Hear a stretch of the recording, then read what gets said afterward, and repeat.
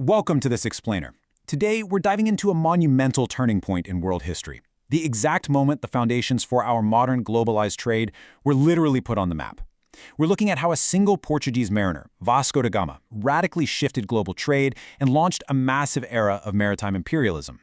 By figuring out how to navigate around the Cape of Good Hope, he established the very first direct oceanic trade route between Europe and Asia. But as we'll see, the story of how that actually happened is this intense mix of incredible endurance, huge geopolitical shifts, and, frankly, staggering brutality. So what happens when the desire for pepper actually rewrites the map of the world?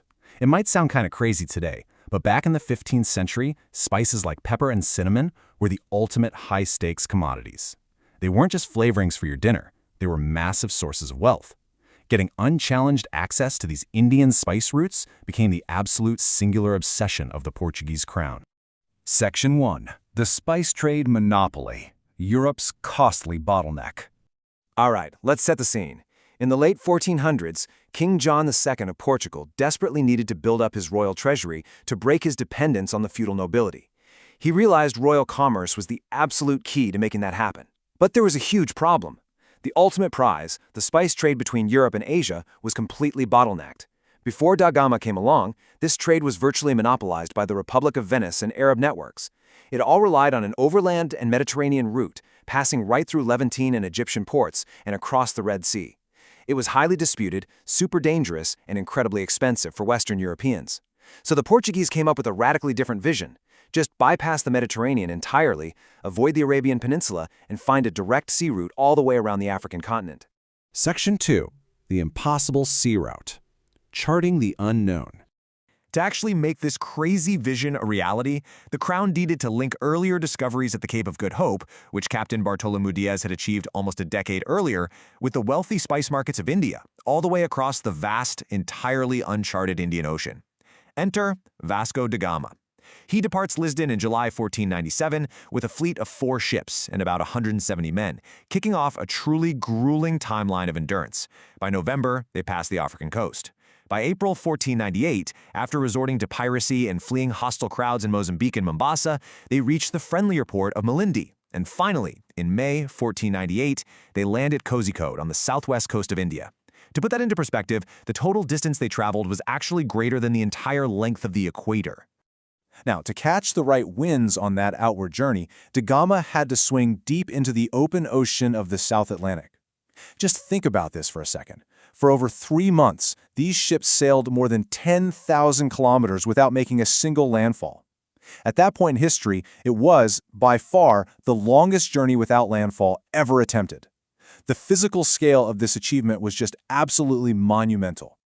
Section 3. First Contact in India, a clash of expectations.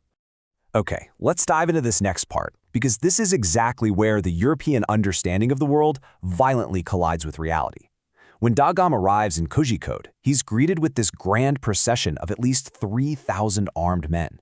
He'd stumbled into a highly sophisticated, incredibly wealthy trading hub overseen by a ruler known as the Zamarin. And, acting as a royal ambassador, da Gama presents his supposedly grand gifts on behalf of the Portuguese king. We're talking 4 cloaks, 6 hats, some coral, a few brass vessels, a chest of sugar, 2 barrels of oil, and a cask of honey. I mean, to an Asian market practically paved in massive wealth, this looked literally like offering cheap groceries to a billionaire.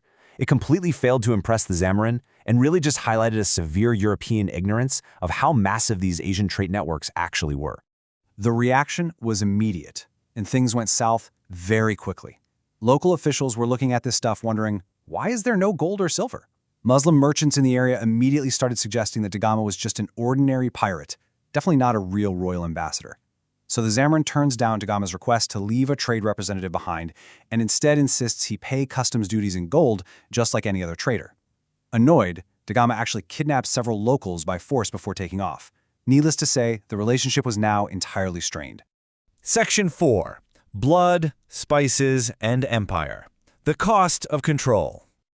Da Gama left Kozhikode in August 1498. He was super eager to get home, so eager that he completely ignored local knowledge about the monsoon wind patterns, and that was a huge mistake. While the outgoing journey across the Indian Ocean took 23 days, sailing against the wind on the way back took more than 90 days. It was a harrowing, absolutely brutal return trip, and the human toll was catastrophic. Over 50% of the crew perished on the journey, mostly from scurvy. It got so bad they didn't even have enough healthy men left to manage their 3 remaining ships, which forced them to scuttle the ship São Rafael right off the East African coast. Da Gama does eventually make it back to Lisbon in the summer of 1499 to a hero's welcome, but remember, he completely failed to secure a commercial treaty. Now, notice the dramatic shift in Portuguese strategy here. Following a pretty disastrous Second Armada led by Pedro Álvares Cabral, which actually ended in a riot and the deaths of 70 Portuguese in Cozicode, Da Gama invokes his royal rights.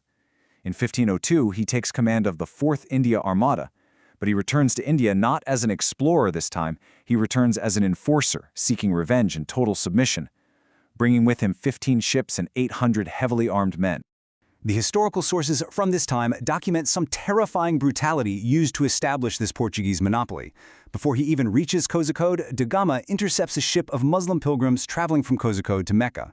According to eyewitness accounts, he looted the ship, locked the roughly 400 passengers, which included women and children, below deck, and burned them to death. Even when they offered up massive amounts of wealth for ransom, no mercy was shown. It's a truly horrific event that highlights the sheer terror tactics being deployed. Once he actually arrives at Cozicode, Da Gama's methodical, violent enforcement just continues. First, he flat-out demands the Hindu king expel all Muslims from the city.